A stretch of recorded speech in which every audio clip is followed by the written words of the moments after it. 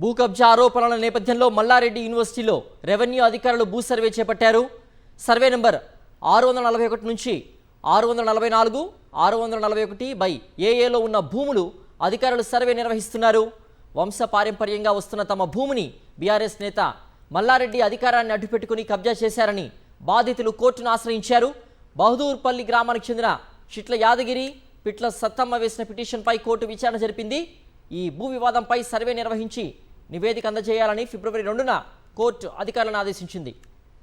ఈ మేరకు రెవెన్యూ అధికారులు ఉదయం మల్లారెడ్డి యూనివర్సిటీకి రాగా అక్కడి సిబ్బంది భూ సర్వేకి సహకరించలేదు.